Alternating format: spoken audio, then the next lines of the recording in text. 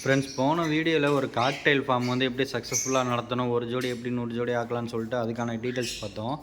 இந்த வீடியோவில் வந்து நம்ம ஆஃப்ரிக்கன் லவ் பேர்ட்ஸை பார்க்க போகிறோம். ஆஃப்ரிக்கன் லவ் பேர்ட்ஸில் ரிங் வெரைட்டி பண்ணிக்கிட்டு இருக்கோம். இந்த ரிங் வெரைட்டியில் எப்படி வந்து நம்ம சக்ஸஸ்ஃபுல்லாக நடத்துகிறது, ஒரு ஃபார்மாக இருந்தாலும் சரி இல்லை இண்டிவிஜுவலாக நீங்கள் நடத்தினாலும் சரி, உங்களுக்கு நல்ல லாபகரமான முறையிலையும் எந்த ஒரு இறப்பும் இல்லாமல் நல்லா ஹாச்சிங் ரிசல்ட்டு, நல்லா ப்ரீடிங் ரிசல்ட்லாம் கிடைக்கிற மாதிரி சில முக்கியமான தகவலை சொல்ல போகிறோம். வீடியோவை ஸ்கிப் பண்ணாமல் முழுமையாக பாருங்கள்.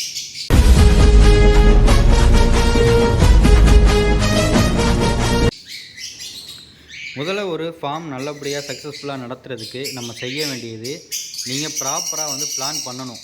என்ன வளர்க்க போகிறீங்க, இல்லை எல்லா வெரைட்டியும் வளர்க்க போகிறீங்களா, இல்லை ஏதாவது ஒன்று தான் சூஸ் பண்ணி, இப்போ ஆஃப்ரிக்கனா, பஜ்ஜீஸா, காக்டெயிலா, எதை சூஸ் பண்ணி நீங்கள் வளர்க்க போகிறீங்க அப்படிங்கிறதுல ரொம்ப கரெக்டான முடிவு ஒன்று எடுக்கணும். நீங்கள் வாடகை வீட்டில் இருக்கீங்களா இல்லை ரெண்டலில் இருக்கீங்களா அப்படிங்கிறத முடிவு பண்ணிக்கோங்க. இதை ஏன் சொல்கிறேன் அப்படின்னா, காக்டெயில்ஸை பொறுத்த வரைக்கும், ஃபின்ச்சஸை பொறுத்த வரைக்கும் எந்த சவுண்டும் வராது. இந்த வீடியோ பார்க்கும்போதே தெரியும் உங்களுக்கு. ஆஃப்ரிக்கனை பொறுத்த வரைக்கும் சவுண்டு ரொம்ப பயங்கரமாக இருக்கும். நீங்கள் ஒரு ரெண்டல் ஹவுஸில் அக்கம் பக்கத்தில் சண்டை போடுறவங்க இருந்தாங்கன்னா கண்டிப்பாக உங்களுக்கு ஆஃப்ரிக்கன் செட் ஆகாது. அதனால் முடிவு பண்ணிவிட்டு நீங்கள் எதை வளர்க்க போகிறீங்க அப்படிங்கிறத தெளிவுபடுத்திக்கங்க.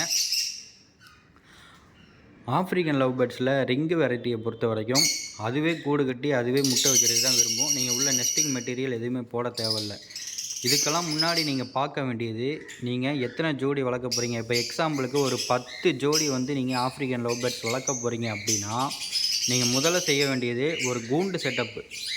கேஜ் வந்து எப்படி இருக்கணும்னா, இப்போ நம்ம கேஜை வந்து நீங்கள் பார்த்தாலே உங்களுக்கு தெரியும். இது வந்து பார்த்திங்கன்னா 7 அடி வந்து அகலம், 7 அடி நீளம், உயரம் வந்து பார்த்திங்கன்னா 10 அடி இருக்கும். ஓகேவா? லென்த்து அகலம் வந்து பார்த்திங்கன்னா உயரம் வந்து 10 அடி இருக்கும். இவ்வளோ பெரிய கூண்டு போட்டிருக்கோம். இது நம்ம பண்ணியிருக்கிறது காலனி ப்ரீடிங்.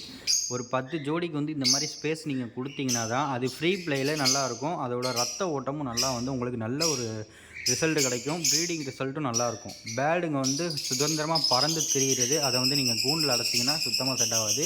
இந்த மாதிரி வந்து ஃப்ரீ பிளே வந்து அவங்களுக்கு கண்டிப்பாக கொடுக்கணும். காலனி பெஸ்ட்டாக, இண்டிவிஜுவல் ப்ரீடிங் பெஸ்ட்டான்னு கேட்டிங்கன்னா, என்னையை பொறுத்த வரைக்கும் என்னுடைய ஐடியாவில் வந்து பார்த்திங்கன்னா காலனி தான் பெஸ்ட்டு அப்படின்னு நான் சொல்லுவேன். காலனி அப்படிங்கிறது ஒன்றும் இல்லை, ஒரு கூண்டுக்குள்ளே ஒரு 10 ஜோடி 20 ஜோடி நீங்கள் ஒரே நேரத்தில் வளர்க்குறதுக்கு பேர் தான் வந்து காலனி. இண்டிவிஜுவல் அப்படின்னா ஒரு கூண்டுக்கு ஒரு ஜோடி தான் நீங்கள் வைப்பீங்க. ஓகேவா? அந்த மாதிரி பண்ணக்கூடாது. நீங்கள் அந்த மாதிரி பண்ணுறதுனா ஒரு ஜோடி 2 ஜோடி ஆசைப்படுறவங்க பண்ணலாம். ஒரு ஃபார்மாக நீங்கள் வந்து டெவலப் பண்ணுறீங்க அப்படின்னா கண்டிப்பாக வந்து உங்களுக்கு இந்த மாதிரி வந்து காலனி தான் உங்களுக்கு சூட் ஆகும். ஏன் சொல்கிறேன் அப்படின்னா, உங்களுக்கு வேலைகள் மிச்சம், நேரம் மிச்சம். ஸோ உங்களுக்கான வேலை சுமைகள் ரொம்பவே கம்மியாக இருக்கும். நீங்கள் வந்து ஒரு நாளைக்கு ஒன்ஸ் வந்து நீங்கள் பார்த்தாலே போதும். சும்மா ஒரு 10 நிமிஷம் அந்த மாதிரி தீனி தனியாக ஒரு ட்ரேயில் வச்சுட்டு போயிட்டீங்க அப்படின்னா அவங்க தாராளமாக சாப்பிட்டுட்டு சூப்பராக இருப்பாங்க. நீங்கள் அதுக்கான பெரிய எஃபெக்ட் எதுவுமே போட வேண்டிய அவசியம் இருக்காது. அதனால தான் வந்து உங்களுக்கு இந்த காலனி வந்து பெஸ்ட்டாக இருக்கும். பிகினர்ஸ் வந்து இந்த மாதிரி காலனியை வந்து சூஸ் பண்ணிங்க அப்படின்னா உங்களுக்கு வந்து எந்த ஒரு நஷ்டமும் இல்லாமல் உங்களுக்கு ஒரு வெறுப்பு வராது. இப்போ நீங்கள் இண்டிவிஜுவல் போட்டிங்கன்னா ஒரு நினச்சி பாருங்களேன், 10 பேர் நீங்கள் வளர்க்குறீங்கன்னா 10 கூண்டுக்கும் தனித்தனியாக 20 டப்பா நீங்கள் வந்து டெய்லி கழுவி க்ளீன் பண்ணி தண்ணி தீனி மாற்றணும். 20 கூண்டையும் நீங்கள் க்ளீன் பண்ணணும். எப்படினாலும் உங்களுக்கு 2லேருந்து 3 மணி நேரம் ஒரு டைமுக்கு நீங்கள் வைக்கிறதுக்கே அதிலே போயிடும். அதனால் இண்டிவிஜுவலை பொறுத்த வரைக்கும் நம்ம ரெக்கமெண்ட் பண்ணுறதில்ல. 1 பேர் 2 பேர் பண்ணுறவங்களுக்கு தாராளமாக இண்டிவிஜுவல் பண்ணலாம். இந்த மாதிரி நிறைய அளவில் நீங்கள் பண்ணும்போது உங்களுக்கு கண்டிப்பாக காலனி தான் பெஸ்ட்டாக இருக்கும். முதல்ல நீங்கள் பண்ண வேண்டியது, நீங்கள் பேர் செலெக்ஷன் பண்ணிட்டீங்க எல்லாம் பண்ணிட்டீங்க அப்படின்னா ஒரு கூண்டை முதலே ரெடி பண்ணிடுங்க. கூண்டு ரெடி பண்ணாமல் பேருங்களை ஜோடிங்களை வாங்கிட்டு வந்து வச்சுக்கிட்டு நீங்கள் அதுக்கப்புறம் உள்ளே விட்டுட்டு ஒன்று ஒன்றா தொந்தரவு கொடுத்துருந்தீங்கன்னா கண்டிப்பாக ப்ரீடிங் ரிசல்ட் ரொம்ப டிலே ஆகும். அதனால் கூண்டு செட்டப் பக்காவாக பண்ணிவிட்டு இந்த மாதிரி குச்சி வைக்கிறது, இந்த மாதிரி பாக்ஸ் கட்டுறது, இந்த வேலையெல்லாம் நீங்கள் வந்து எல்லாமே ப்ராப்பராக பண்ணதுக்கப்புறம் தான் வந்து குருவிங்களை உள்ளே விடணும். ஒன்ஸ் நீங்கள் விட்டுட்டிங்கன்னா அதுக்கப்புறம் உள்ளே உங்களுக்கு எந்த வேலையும் இருக்கக்கூடாது. அவங்களுக்கு தேவையான ஃபுட்டு, தண்ணி, தீனியை நீங்கள் வச்சுட்டு போய்கிட்டே இருக்கணும். அவ்வளோதான் உங்களுடைய வேலை. சும்மா போய் முட்டை வச்சிருச்சா, குஞ்சு பிடிச்சிருச்சான்னு போய் திறந்து பார்த்தீங்கன்னா கண்டிப்பாக முட்டை வச்சுருந்தா முட்டையை கீழே தள்ளி விட்டுரும். முட்டையில் உட்காந்து அடைப்பிடிக்காமல் போயிடும். இந்த மாதிரி வேலைகள்லாம் நான் பண்ணணும். அதனால் வந்து ஒரு டைம் நீங்கள் முடிவு பண்ணிட்டீங்கன்னா அதுக்கு எந்த ஒரு தொல்லையுமே நீங்கள் வந்து கொடுக்கக்கூடாது. அதை வந்து நீங்கள் மைண்டில் வச்சுக்கணும். அதுதான் முக்கியமான வேலையே. நீங்கள் வந்து எந்த தொல்லையும் கொடுக்கக்கூடாது பேட்ஸுங்களை பொறுத்த வரைக்கும். ஆஃப்ரிக்கன்னு கிடையாது, காக்டெயிலாக இருந்தாலும் பஜ்ஜீஸாக இருந்தாலும் எதுக்குமே எந்த தொல்லையும் கொடுக்காமல் இருங்க. அப்போ தான் நல்ல ப்ரீடிங் ரிசல்ட் வரும். இப்போது கூண்டு ரெடி பண்ணிட்டீங்க. ஜோடிங்களை கரெக்டாக மேல் ஃபீமேல் வந்து பார்த்து விட்டீங்க. மேல் ஃபீமேலை பொறுத்த வரைக்கும் நீங்கள் ஆஃப்ரிக்கனை பொறுத்த வரைக்கும் அவ்வளோ சீக்கிரம் கண்டுபிடிக்கவே முடியாது. என்னுடைய பெஸ்ட்டு சஜஷன் என்னன்னு கேட்டிங்கன்னா, நீங்கள் டிஎன்ஏ போட்டு வாங்கிடுங்க. கூட ஒரு 400 500 செலவானாலும் பரவாயில்ல. டிஎன்ஏ போட்டு எது மேலு எது ஃபீமேலு அப்படிங்கிறத பக்காவாக சூஸ் பண்ணி நீங்கள் வாங்குறது ரொம்பவே நல்ல ஒரு விஷயம். அதனால் வந்து டிஎன்ஏ போட்டு வாங்கினீங்கன்னா தான் உங்களுக்கு நல்ல ஒரு ரிசல்ட் கிடைக்கும். ஏன்னா அதிலேயே ஏமாற்றிடுவாங்க. நீங்கள் பெட் ஷாப்பில் வாங்கினாலும் சரி, இல்லை வந்து ஒரு ஃபார்மர் கிட்ட வாங்கினாலும் சரி, இல்லை உங்களுக்கு தெரிஞ்ச அக்கம் பக்கத்து வீட்டில் வாங்கினாலும் சரி, நீங்கள் இந்த மாதிரி அதிக அளவில் வாங்கும்போது டிஎன்ஏ போட்டு வாங்கினீங்கன்னா நீங்கள் பாதி கண்டத்துலேருந்து தப்பிச்ச மாதிரி உங்களுடைய ஃபார்ம் நல்லபடியாக நடக்கும். சரிங்க, டிஎன்ஏ போட்டு வாங்கிட்டேன், கூண்டெலாம் செட் பண்ணிட்டேன். அதுக்கப்புறம் என்ன பண்ணணுன்னா, கொண்டு வந்து விட்டுட்டு ஒரு வாரம் அவங்களுக்கு வந்து எந்த ஒரு டிஸ்டர்பும் இல்லாமல் அவங்கள ஃப்ரீயாக விட்டுட்டிங்கன்னா ஆட்டோமேட்டிக்காக அவங்க வந்து கூண்டுக்குள்ளே போவாங்க, பாக்ஸ்குள்ளே போவாங்க, எல்லாமே பண்ணுவாங்க. உங்களுக்கு எந்த தொல்லையும் இருக்காது. நீங்கள் வந்து தாராளமாக அந்த ஃபார்மை வந்து நடத்தலாம். ஜஸ்ட்டு இங்கே பாருங்கள், நம்ம ட்ரேயில் வச்சுருக்கோம் பாருங்கள்.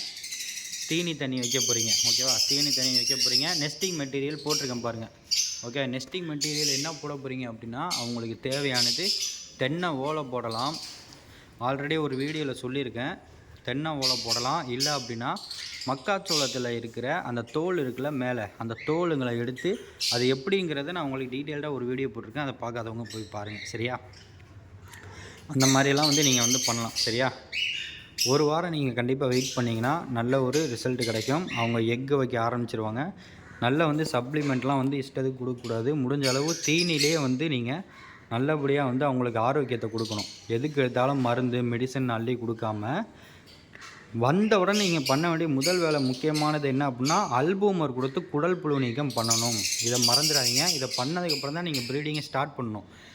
குடல் புழு நீக்கம் பண்ணதுக்கப்புறம் தான் உங்களுக்கு நல்ல ரிசல்ட்டு, நல்ல அதிகமான எக்கு வரும், நல்ல ஆரோக்கியமான சிக்கு வரும். ஸோ அதனால் குடல் புழு நீக்கம் பண்ணதுக்கப்புறம் டெட்ராசைக்ளின் டேப்லெட் கொடுக்கலாம். அப்புறம் வந்து அஸ்டாவைட்டு விமரால் வந்து மிக்ஸ் பண்ணி கொடுக்கலாம். இதெல்லாம் வந்து நான் தனித்தனியாக வீடியோ போட்டிருக்கேன், போய் பாருங்கள். ஸோ இந்த மாதிரிலாம் பண்ணிங்கன்னா நல்ல ரிசல்ட்டு கிடைக்கும்.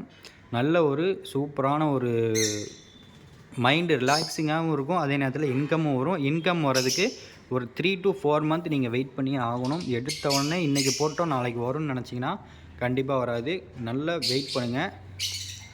மேட்டிங் ஆகி ஒரு வாரத்தில் முட்டை வச்சுருவாங்க. முட்டை வச்சு 18லேருந்து 21 நாளில் குஞ்சுங்க வெளியே வந்துடும். அதாவது குஞ்சு பொரிச்சிடும். குஞ்சு பொரித்து குஞ்சு வெளியே வரதுக்கு நெஸ்ட் அவுட் ஆகிறதுக்கு எவ்வளோ நாள் ஆகும்னு பார்த்தீங்கன்னா 3 to 4 வீக்ஸ் ஆகும், ஓகேவா?